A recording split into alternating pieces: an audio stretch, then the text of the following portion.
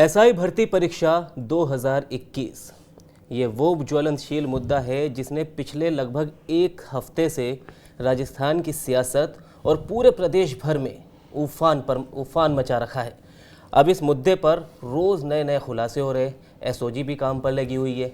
आपको याद होगा कि पिछले हफ्ते आपने खबर भी देखी होगी, हमने भी आपको अपने इसी शो में दिखाई थी कि मुख्यमंत्री भजनलाल शर्मा दिल्ली में आलाकमान से मिलकर आए और उसके बाद उन्होंने राजस्थान में राजधानी जयपुर में आकर एक बड़ा बयान दिया। उन्होंने कहा कि अब एसओजी भी सही तरीके से और सख्त कार्रवाई करेगी और मगरमच्छ के साथ साथ बड़ी मछलियां भी जल्द से जल्द जाल में फंसेंगी।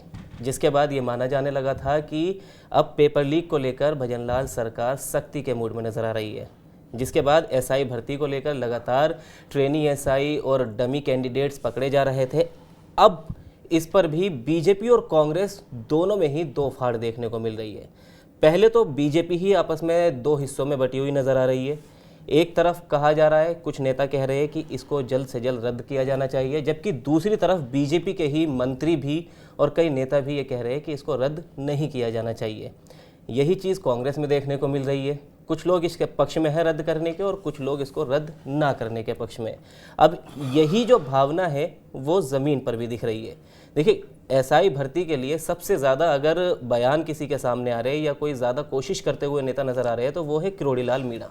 इनके घर के बाहर धरना दे रहे उन अभ्यर्थियों के परिजन जो चाहते हैं कि एसआई भर्ती परीक्षा जल्द से जल्द रद्द हो, और उन अभ्यर्थियों के परिजन भी और खुद अभ्यर्थी भी वहाँ पर धरना देने आए जो चाहते हैं कि ये परीक्षा रद्द ना की जाए। अब इसमें बड़ा अपडेट जो सामने आया है वो सामने आया है कि रविंद्र भाटी जो शिव विधानसभा से विधायक है, लोकसभा में काफ़ी चर्चित रहे, उनकी भीड़, उनकी रैलियों को देखते हुए जिसकी वजह से बीजेपी के मंत्री तीसरे नंबर पर खिसक गए। अब उन्होंने मुख्यमंत्री भजनलाल शर्मा को पत्र लिखा है कि इसे रद्द ना किया जाए। तो आज की इनसाइड स्टोरी में एसआई भर्ती परीक्षा 2021 रद्द हो या ना हो, या फिर इस पर कि ये सियासत जो चल रही है, नए नए खुलासे हो रहे हैं, इसी के पीछे की कहानी जानेंगे। तो सबसे पहले सर, आपको क्या लगता है कि ये इतना बड़ा मुद्दा जो बना हुआ है, क्या इसे हल कर पाना इतना ही मुश्किल हो गया है जिस तरीके से अभी ये रायता फैला हुआ नजर आ रहा है? अखिल, मैं आपको एक बात बताऊं, एक डेडलाइन सरकार मिस कर गई है। जिसने कहा था कि कमेटी बना दिया है वो तय करेगी, वो 13 तारीख को देनी थी और उस पर अभी तक सामने कुछ नहीं आया है जी कि उसने रिपोर्ट अपनी दी, उसमें एक्शन टेकन क्या कर रही है। नंबर एक बात। नंबर दो बात, चाहे चयनित अभ्यर्थी हों जो ट्रेनिंग ले रहे हैं या जो निकाले गए हैं जी, वो या जिनका भविष्य अधर में अटक रहा है जी, अब सब मिलके सरकार पर ही दबाव बनाएंगे। पहली जी आपने देखा था शुक्रवार को किस तरीके से किरोड़ीलाल मीणा के घर पर पूरा एक सब परिवार लेके पहुंचे थे लोग कि हम अगर हमारी चली जाएगी, अगर हमारी गलती है तो हमने क्या गलती की जी। दरअसल यही एक सबसे बड़ा मुद्दा है। उस दिन के वीडियो में भी लगातार यही बात की जा रही थी और उसमें भावभंगिमा पर तक हम लोगों ने बात की थी किरोड़ीलाल मीणा के जी कि वो जवाब नहीं दे पा रहे। लेकिन प्रश्न ये उठ रहा है कि किरोड़ीलाल मीणा की बात भी सही है। कई अभ्यर्थी हैं, मैं नाम नहीं लूंगा, ठीक नहीं लगता है, कि जिनको एसओजी ने पूछताछ के बुलाया और क्लीन चिट दे दी, जबकि जिनको आरोपी बना रखा है अभी एसओजी ने, उन्हीं ने कहा कि मैंने इस शख्स को पर्चा दिया है जी। तो जब इस तरीके की भ्रांतियों, 859 पद हैं और करीबन 159 से ज़्यादा लोगों मतलब शक के दायरे में है। मैं अभी यही कहूँगा क्योंकि बेईमानी हुई है, लेकिन कौन, अब जब उसमें आरपीएससी के चेयरमैन से लेके सदस्य से लेके सब शामिल हैं तो इतनी जल्दीबाजी कहना भी मुश्किल है। लेकिन जिस तरीके से पहले राजस्थान पुलिस की कार्रवाई पर सवाल उठे जी कि वो एक तरफा कार्रवाई कर रही है या लीपापोती के लिए कर रही है, अब एसओजी का गठन हुआ, एसओजी भी वही काम कर रही है जी कि अभी भी चल रहा है कि ट्रेनिंग ले रहे कई एसआई जी उसमें से शामिल हैं, फर्जी तरीके से पहुंचे, लेकिन ना तो उनको चिन्हित कर पा रही है ना रोक रही है जी। उन्होंने कुछ महिला अभ्यर्थियों को भी बुलाया था, अब वो ट्रेनिंग छोड़कर भाग गई जी। इस तरीके से अब आप देखिए, ये तो हो गई उसकी टेक्निकलिटीज कि जो एक जांच चल रही है उस पे भी सवाल उठ रहे हैं जी। जो जांच में शामिल होने के लिए आरोपी बुलाए जा रहे हैं उन पर भी सवाल है, जिनको क्लीन चिट दे रही है एसओजी उस पर भी सबसे बड़ा सवाल है। दरअसल किरोड़ीलाल मीणा लगातार ये कहना चाह रहे हैं कि ये पूरा का पूरा जो सिस्टम है यही भ्रष्ट हो गया था और इसने यहाँ पर सबसे ज़्यादा हेरफेर करके गलत तरीके से लोगों को भर्ती हुई है। देखा था आपने पीछे की कई ट्रेनिंगों को, मतलब बेसिक जनरल नॉलेज की, अवेयरनेस की खबरों का अंदाज़ा नहीं था। बिल्कुल। तो ऐसे में अब सरकार इस जो आपने कहा ना सियासी उबाल है, उफान पर राजनीति है, लेकिन ये उनमें से अगर 5 भी सही सेलेक्ट हुए हैं जी, अब एसओजी तो ऑफिशियल यूनिट है, उसको दिया गया है, अगर वो क्लीन चिट दे रही तो वो लोग कह रहे हैं कि हम सही हैं, तो इसका मतलब फिर सरकार उनको कैसे रद्द करेगी? फिर वहीं जो आरोपी जिन्होंने बनाया वो वही उन्हीं आरोपी क्लीन चिट वालों कह रहे हैं कि इन्होंने तो गलत किया है। नहीं, यहाँ सवाल पुष्कर सर ये उठता है कि अब जैसे मैंने अभी शुरुआत की थी कि मुख्यमंत्री भजनलाल शर्मा आलाकमान से मिलकर आए, जिसके बाद कहा गया कि आलाकमान की तरफ से हरी झंडी मिल गई और अब बड़ी सख्त कार्रवाई देखने को मिलेगी। लेकिन उससे पहले तक एसओजी के लिए कहा जाता था कि एसओजी के पास संसाधन नहीं है, इतना ज़्यादा रायता बिखरा हुआ है, तो एसओजी के संसाधन बढ़ाए जाओ। और एसओजी बड़ी उसमें नज़र आ रही थी कि हाँ, अगर एसओजी को हरी झंडी मिल गई तो वो बड़ी सख्ती से कार्रवाई करेगी और बड़ी जल्दी ही इसमें कई गिरफ्तारियां देखने को मिलेगी और कहीं ना कहीं इस मामले को सुलझा लिया जाएगा। लेकिन अब जब से भजनलाल शर्मा की तरफ से भी हरी झंडी मिली है तो अब एसओजी पर ही सवाल उठने लगे, जांच में ढिलाई की बातें नज़र आ रही है। और सबसे बड़ा सवाल तो यह है कि जिन अभ्यर्थियों पर सवाल थे वो ट्रेनिंग ले रहे और उन्हीं ट्रेनिंग में से लेते हुए वो गायब हो गए कि दरअसल अब मुझे लगता है इस मामले की जांच सीबीआई या बड़ी किसी जांच एजेंसी को दी जानी चाहिए, जिससे दूध का दूध और पानी का पानी हो सके।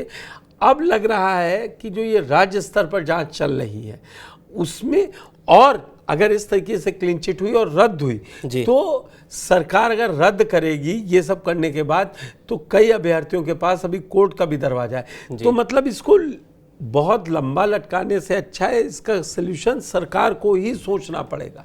और जब तक सरकार डिसाइड नहीं करेगी कि वो किस ओर चल रहा है, क्योंकि सरकार दो तरफ चल जैसे रही है। पहले पुलिस से जांच हुई, उसमें कुछ नहीं निकला। एसओजी में पहले लगा कि हरियाणा से भी तार जुड़े हैं, पेपर कहाँ से रामू रायका की गिरफ्तारी हो, चेयरमैन की या बाबूलाल कटारा की हो, फिर अब उसमें लिंक के लिंक बढ़ते जा रहे हैं। 2 को पकड़ रहे, 4 की जो है बात सामने और आ रही है। फिर इधर एसओजी उन्हीं 4 को क्लीन चिट भी देती जा रही है। तो फिर आप पहले किस बिना पर ला रहे हैं? और जिन्होंने नाम लेके कहा है, तो इस तरह से अब सरकार की मंशा पर सवाल उठ रहे हैं कि वो चाह क्या रही है। सरकार की मंशा पर इसलिए भी सवाल उठ रहे हैं पुष्कर सर, क्योंकि मुख्यमंत्री भजनलाल शर्मा अब जर्मनी और यूके के दौरे पर निकल गए, तो अभी उनकी तस्वीरें भी सामने आई म्यूनिख से। लेकिन वो क्योंकि कल निकल गए, अब कल ही बड़ी बैठक होनी थी, इस पर बड़ा फैसला लिया जाना था, जिसको देखते हुए कई अभ्यर्थी चाहे वो रद्द होने के पक्ष में हो या उसके मैं वही कह रहा हूँ, अब वो डेडलाइन मिस कर गए। जी, तो अब मुख्यमंत्री भजनलाल शर्मा आएंगे 20 तारीख तक, तो ये तब तक के लिए तो मामला टल गया।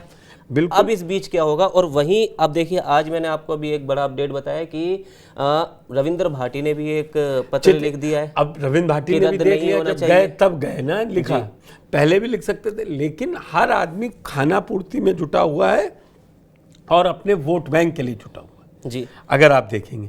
और अब परीक्षा रद्द और नहीं रद्द से ज्यादा उन लोगों का भविष्य भी अटका हुआ है जो वहां पे ट्रेनिंग ले रहे हैं।